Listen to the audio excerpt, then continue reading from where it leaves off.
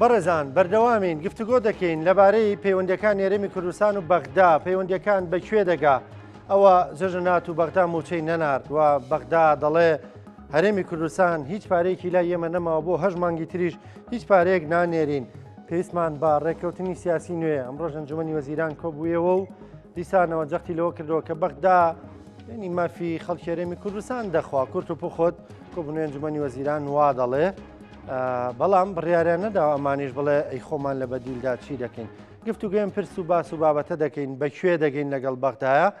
لەگەڵ زۆر بەڕێز کاک دژوار فایق ڕاوێژکاری باڵای حکوومەت هەرێمی کوردستان کاک دژوار سڵاوت لێ بێم کاتت باش سپاس دەکەم سپاس بۆ بەشداریکردنت لەگەڵمان لە بەرنامەی پرسی ڕۆژ بەڕوانینی تۆ ئەو گرفتەی ئەم جارە سەری هەڵدا لە سەرەتای ساڵەوە بڕیاروا بوو موچەی ئەم 12 مانگەی 2025 بێ کێشە بێت هەرێم و بەغدا وتیان ڕێککەوتین بەڵام نووسراوەکەی وەزارەتی دارایی عێراق هەموو شتێکی تێکدا واتینەوە خاڵی سفر ئەم نووسراوە لە دەرەنجامی چیەوە بوو بە بڕای تۆ بۆ نووسراوێکی وا دیسان بڵاو کرایەوە ڕۆژ باش سوپاس بۆ ئەم دەرفەتە سڵاو ڕێز بۆ بینەرانی خۆشەویست بڕوا بکە ئەم بابەتە سیاسیە موچە کێشە نییە کراوە بە کێشە ئەیانەوێ هەرێم ملکەج بکەن ئەوان بڕواین بە فیدرالی نییە بڕواین بە دەستور نییە تەنانەت بڕواین بە هەموو ئەو ڕێکەوتنانە نییە کە لەگە هەرێم کردویانە جەنابەت فەرمووت ئەم ساڵ مانگی یەک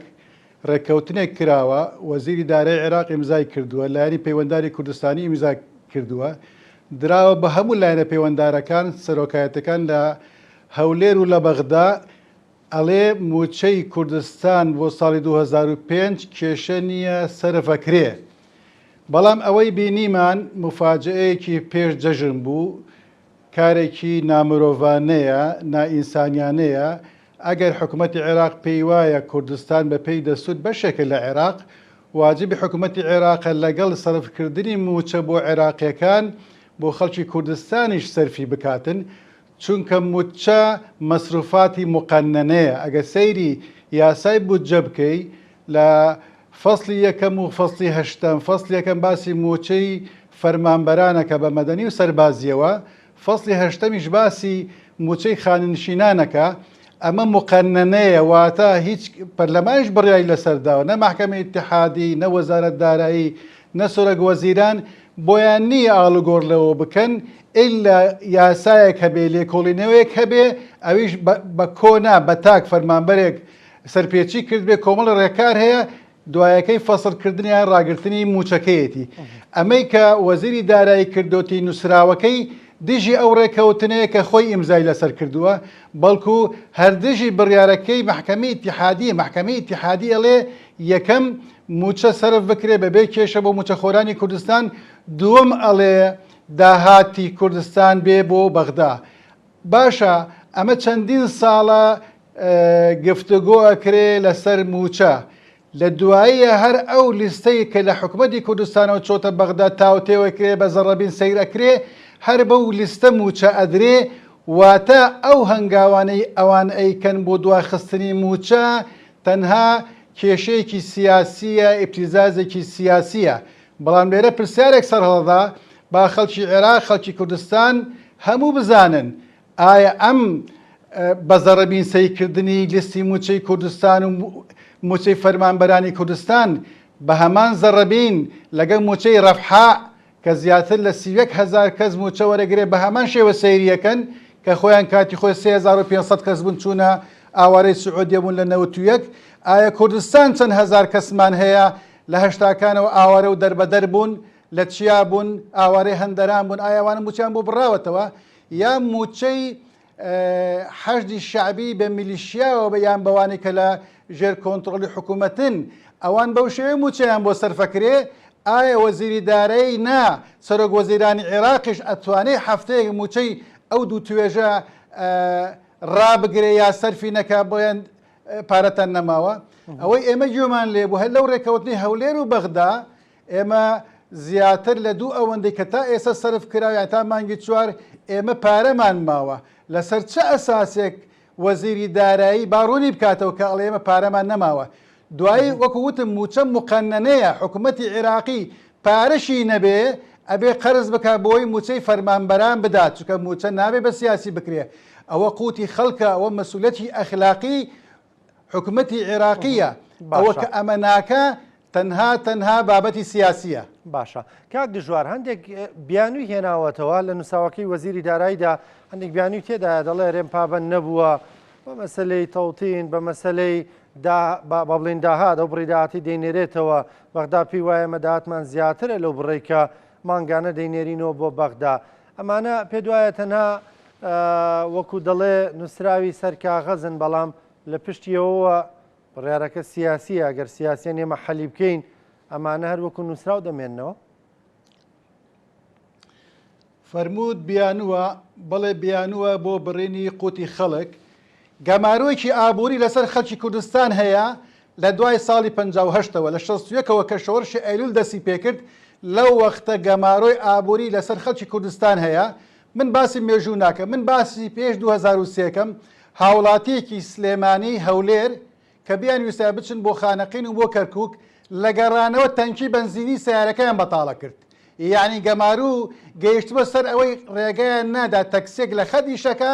10 لتر زیاتر بنزین بێنێ ئەو گەمارووە تا ئێستا بەرداوە ئەو گەمارووە بیان وەکەی ئەوان ئەیانەوێ داهاتی حکوومەتی کوردستان بەو دەواازانەی کە هەیەی ئەو چەند دەواازێکی ڕسمی هەیە بەقەدەر دەواازەی قەسر و فا و دەواازەکانی عێراق و مەتارەکانی عێراق پارە بنێرێ داهاتی ناوخۆ لە بەرز و نزمیە حکوومەتی عێراقی ئێستا کۆتوبوون دیوای داناوە لەسەر ئەو کاڵایی لە سندورەکانی کوردستانەوە دێ بۆ عێراق ڕوا گران لەسەر بازرگانەکانەکەوێ بازرگانەکان ئەچن لە دەواازەکانی عێراقەوە ئەو کاڵانە داخلەکەن واتە داهات لێرە کەمە بێتەوە ئەگە مۆزوع داهاتە پارە بنێرە جەژنە لژنێک تەشکیل کە وەرە سەری سندورەکان بکە بزان داهاتەکە چەندە لە ڕێگەی هەندێک خەڵکی بەکرێک گیراوی خۆیان زۆر باش ئەزان داهاتەکان چەندە ئەمە یەک ئایا حکوومەتی عێراقی داهاتی سندورەکانی خۆی وەکو پێویست داخلی میزانەی گشتی کردووە چەند وەزیرێکی نەوتی پێشوو چەند وەزیرێکی دارایی پێشوو لە یوتوب هەیە باسییان کردو بە زمانی خۆیان کە نازانن داهات چەندە و سەرف چۆن چۆنیە ئێ باشە بۆچی ئەو فشارە لەسەر ئێماکەن بەڵێ ئەوە بیانووە ئەگەر نا ئەوە چارەسەرکردنی ئاسانە دوای باسی داهاتی نەوتیەکەن ئێوە خۆتان ڕێگرن لەوەی کە نەوت بڕواتن ڕێکەوتنمان کردووە باشە بۆ نەوت ناڕوە کە نەوت ناڕوە داهاتی نەوتی باسی چیەکەی بڵێ ئەگەر ئەوان ڕاستەکەن ئەتوان لیژنێکی مەدانی پێک بێنن بۆ هەموو سنوورەکانی عێراق بۆ هەموو داهاتەکانی عێراق بە کوردستانیشەوە بەڵام پەنا نەبەنە بەر موچە بڕین کارێکی ناشارستانیە ناقانونیە نادەستوریە نامرۆڤایەتیە دژ بە ئاینەکانە دژ بە بنەمای ئەخلاقی و بنەما ئاینەکانە پرسیاری دۆم چی بوو ئەوەی کە باسی داهاتت کرد بیانەکەی تر چی بوو بێگومان تەوتین بوو تەوتین یەکێک لە خاڵەکان دەڵێ پابەند نەبوونە بە تەوتین کاکە تەوتین یان بە ئیلکترۆنیکردنی موچەی 1400 ملیۆنێک و 400,000 بەمان یەک و دوومانگ ناکرێ هەنگاوێکی زۆری بڕیوە چەند سەد هەزارێک ئەوانە ئێستا بە ئیلکترۆنیک کراون و بەردەوامیشە ئەوە بیانووە ئەوە چارەسەری خۆی هەیە چارەسەری قانونی هەیە چارەسەری تەکنیکی هەیە ئەتوان ئەی باشە لیژنەی هاوبەشمان بۆچی داناوە ئایا ئەمە کە ئێستا تاو نەبووە یان سێ مانگی داهات و تاو نابێ ئەمە شایەنی ئەوەی تۆ موچە ببڕی لەبەر ئەو حاڵەتە کە خۆی بەردەوامە ئێستا ڕانەگیرا حکومەت نەیوتۆ داهات نانێرم حکومەت نەیوتووە من ئەو پرۆسی بە ئەلکترۆنیکردنەکە لە هەژماری من جێبەجێ ناکەم بەڵام کە لە جێبەجێکردندایە تۆ دەی لە جەژن ناقرگەی فەرمانبەری کوردستان ئەگری ئەمە کارێکی قانونیە یاساییە نەخێر ئەمەوان نییە ئەمە هەمان ئەو حەسارێک کە باسم کرد لە 61ەوە بەردەوامە باشە کاک دژوار فەرمانبەران هەرێمی کوردستان ئێستا ینی موچەیان دەوێت بەغدا بێ هەرێ ئەمان فەرمانبەری هەرێمی کوردستانن و فەرمانبەری حکوومەتی هەرێمی کوردستانن یعنی ئایا حکوومەتی هەرێمی کوردستان تاکەی چاوەڕێ دەکا بەغدا وەکو خۆی دەڵێت تا 8 مانگی دیکەش دەڵێ پارەتان لای ئێمە نەماوە گریمان مانگێک دوانی تریش وەفد دروست بوو لیژنە دروست بوو یعنی لیژنە و لیژنەکاری یعنی دەکرێت خەڵک هیچ پارەیەک وەرنەگرێ ئەی حکوومەتی هەرێمی کوردستان نابێ هەنگاو بنێ دەبێ نابێ هەڵوێستیە بێ خەڵک چاوەڕێی ئەمڕۆ بۆ نمونە حکوومەتەکەی خۆی بۆ نمونە هەڵوێستێکیە بێ حکومت هەڵوێستی هەیە حکومت لە ڕێگای دەستور و یاسا بە حیوار و دیالۆگ لە ڕێگای لیژنەی فەنی و سیاسی بەردەوامە لەسەرەوەی کێشەکەی نێوان هەولێر و بەغداد چارەسەر بکە بە دەرەجێکم کێشەی موچە فەرمانبەری کوردستان حەقی ئەوەیە موچەی هەبێ بەبێ منەت پێ بدرێ لە کاتی خۆی پێ بدرێ لەگە عێراقەکان پێ بدرێ ئێمە پشتیوانی لە خەڵکی کوردستانەکەن حەقی خۆیانە و بە تایبەتی لەم جەژنە ئێمە زۆر نیگەرانین کە موچە هەوڵێکی زۆرماندا موچە نەگەیشت حکوومەتی کوردستان دەستەوەستان ڕناوەستی هەتا لەو کۆبنەوەی ئەنجومەنی وەزیران ئەمڕۆ ئەوەندەی من زانی بێتم حکوومەت بەردەوام بێ لە دانوستان و حکوومەت لەوانەیە پەنابێتە بەر ئەوەی کە لە مەحافلی نێودەوڵەتی لە ڕێگای UN و دۆستانی هەردوو لامان کە داوا بکات فشار لەسەر عێراق بکەن ئەگەر نا ئەمەیان قسەی خۆ من لێرە واڵێم ئەبێ حکوومەتی کوردستان کارێکی وا بکە لە ڕێگەی UN-ەوە بێ یان لە ڕێگای مەحاکمی نێودەوڵەتیەوە بێ یان داوای ناوبیژوان بکە ئەوان ئەم قسانە ئەکەن پارەمان نەماوە ئێمانگی یەکەم خۆیان وتێن ئەوەتان هەیە لەوەندەیە کەمتر لە ینی کەمتر لە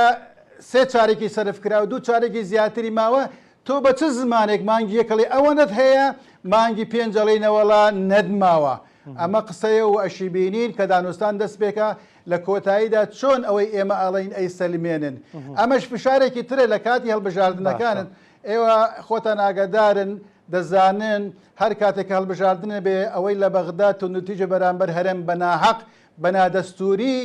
ئەوان بە حیسابی خۆیان دەنگ زیاتر هێنن ئەمە دەستێوەردانی دەرەکی تایە عێراق سیادەی وەکو پێویست نییە نسبیە دەستێوەردان هەیە بڕوا بکەن سەرک وەزیرانیش دەسەڵاتی پێویستی نییە وەزیری دارێژ دەسەڵاتی پێویستی نییە زیاتر دەسەڵاتەکە لا چوارچێوەی ئیتارەت تەنسیقیە چوارچەوەی هەماهەنگی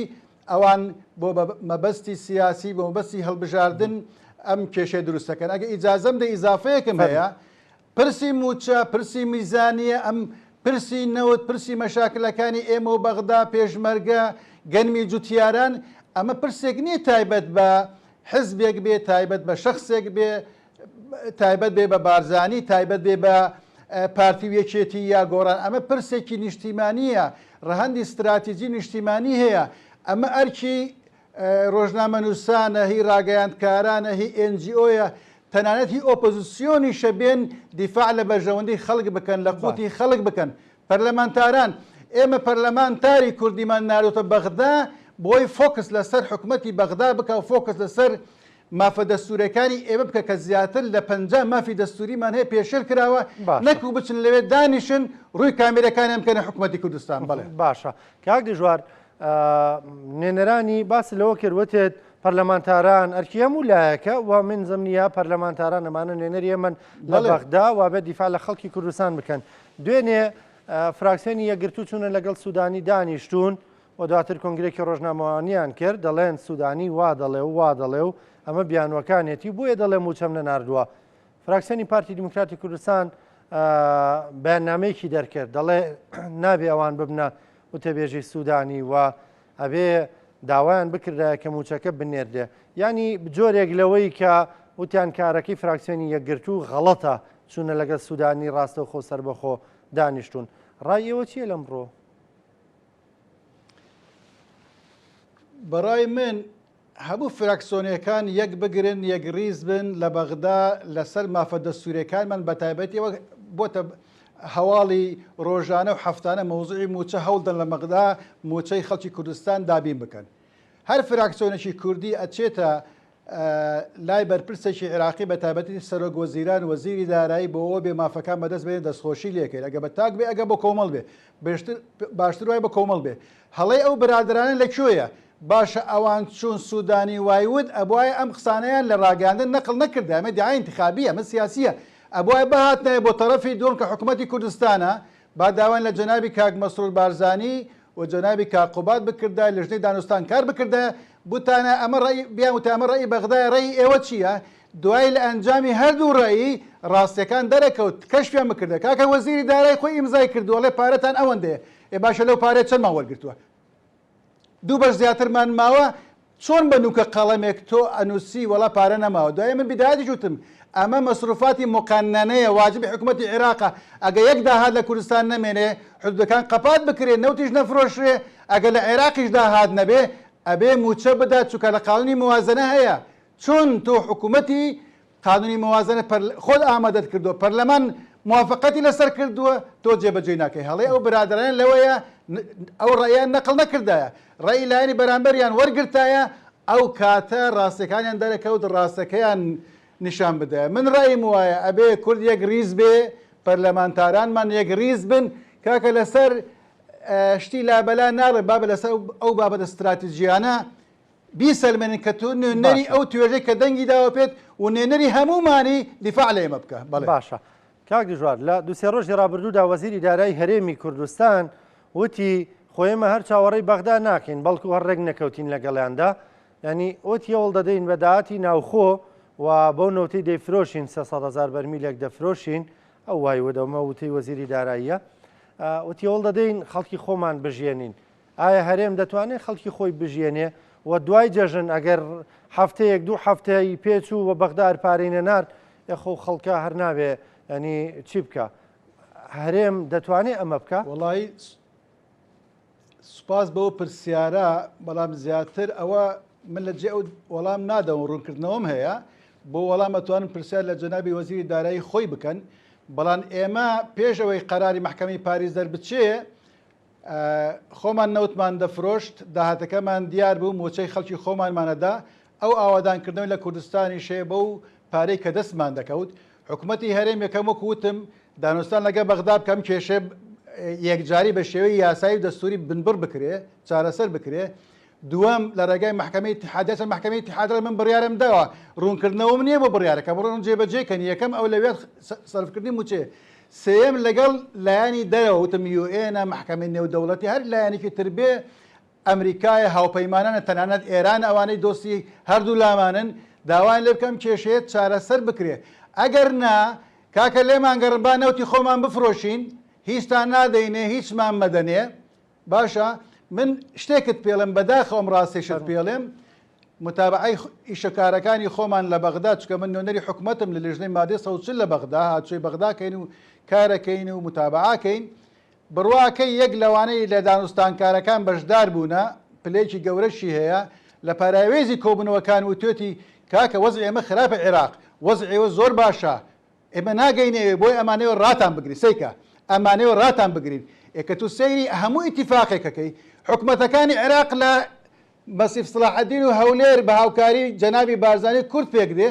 کە ئاچنەوە ئیتیفاقەکانی خۆیان جێبەجێ ناکرد ئەگە تۆ سەری ئیتیفاقی هەولێر بەغدا بکەیت کە حکوومەتی سوودانی پێکاتوە کە باسی موچە و باسی شنگار و باسی کەرکک و باسی مادەی 140 و کۆمەڵە باسی تری تێدایە باسی جێبەجێکردنی خاڵ دەستوریەکانە مافەکانی ئێمەیە 115 جێبەجێ نەبووە جۆلەیە بۆیە شەرنی هەرچی ئەوان ئێڵێن وایە بەڵام بڕوا بکەن لەوێ خەڵکانێک هەن بڕوان بە دیموکراتی و بە فیدرالی و بەو هەرێمە نیە حەز ناکەن ئێمە وەزعەکەمان بەو شێوەیە ئەیانەوە ڕامان بگرن ئەمەیان بە سیاسی کردووە بیانووە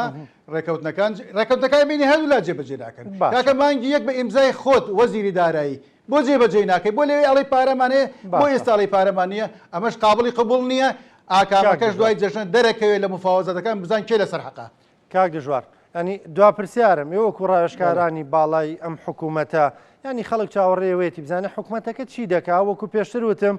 گریمان وەکو بەڕێزە دێڵی بەغدا پابەن نابێ و بەغدا کێشەی سیاسیە گرنگەوە ینی خەڵک باتە نەتیجێک بۆ موچەی خۆی وەربگرێ خەڵک ئەوەی دەوێت حکوومەت تێرە بەنیازە چی بکە وەکو دەڵێ ئاکامەکانی دوای جەژن دەردەکەوێت چی دەبێ ینی هەرێم بەنیازە چی بکە خەڵک حەقی خۆیت منیش لە پشتی خەڵکم دیفاع لەو خەڵکاکەم بۆ حەقەکەی خۆی ئەمە یەک دوام دووبارەی ناکەم و حکوومەت چی ود ئەمڕۆ و ئەبێت چی بکە ئەڵێم ئەمانە هەر سەری نەگرت ئەبێ هەوڵێکی وا بدا کە موافقەت وەرگێ ئێمە خۆمان نەوتی خۆمان بفرۆشین و ئێمە خەرجی خۆمان بکەین میزانی خۆمان هەبێ با بەغداش ڕازیە مادەم ناتوانێت ئەو هەموو ئیتیفاقاتەکان جێبەجێ بکە دەستور جێبەجێ بکە قەراری محکەمەی اتحادیە جێبەجێ بکە کاکە لێمان گەڕن وەکو چۆن جاران ئێمە نەوتمان دەفرۆشت خۆ یەک قەترە نەوت بڕاتە دەرەوە سۆمۆ ئاگدارە عێراق ئاگدارە تورکیا ئاگدارە نەوت لەکوێ واڕوە یەک قەترە کاتی خۆشی بڕۆشتایە ئێستا نەوت فرۆشتن ڕاگیراوە ئێستش دەست پێ بکاتەوە بەغدا ئاگدارە چەند هزار لیتر نەوت ڕۆشتە ڕۆژانە لیتری بە چەندە ترانزێتەکەی چەنە مەسرفەکەی چەنە داهاتەکەی چەنە پوختەکەی چەنەمێت هەموو یاگەدار کاکە ڕێگامان بدەن باوا بکەین خزمەتی خەڵکی خۆمان بکەین. بەڕێز کاک دژوار فایق ڕێژکاری باڵای حکوومەت هێرێمی کوردستان سپاس دەکەم سپاس بۆ بەشداریکردنێ لەگەڵمان سپاس بۆ ڕوونکردنەوەکانە خۆشەویستان